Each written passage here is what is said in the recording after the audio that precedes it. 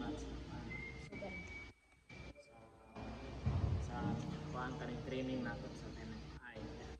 Labi na sa pag-attend namo dito sa Davao sa NFI training sa functional literacy. So nakita na ko dito ang pantay na pagkuan, pagdumala, no?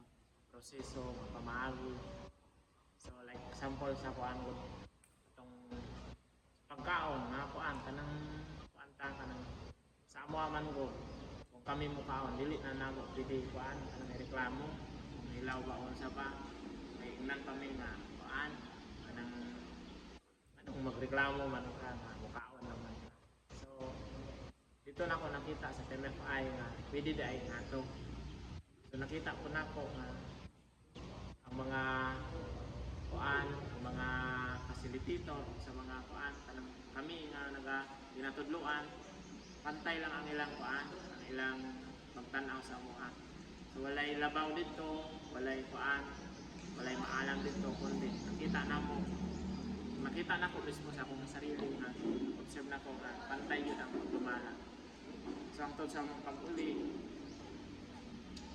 na nakuan yun namo, nagamit yun namo sa kaning sa among community, sa among mga tribo katong pagtudlo sa mga functional literacy, una-una katong pagsulat, pagbasa, umawan to hangtod sa mga panginabuhian.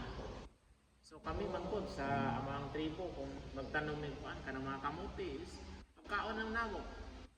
So pwede ay anang palaparon ba ang mga tanom kay pwede ibaligya, dili man mabaligya, pwede maprito or ibaligya gihapon.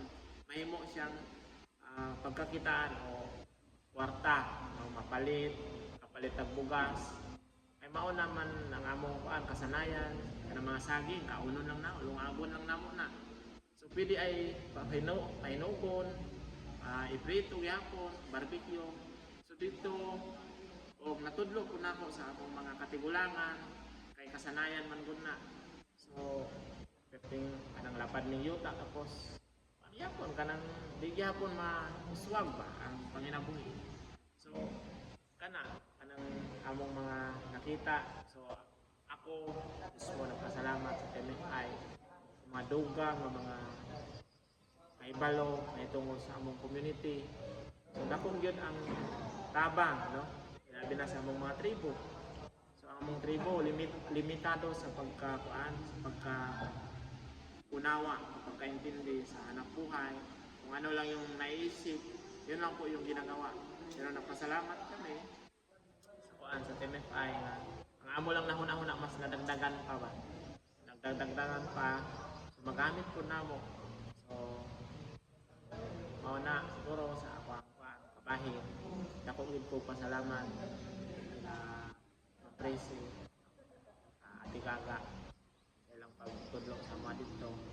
So hangtod karon sa among mga training sa mga youth mao nang dako na kong kalipay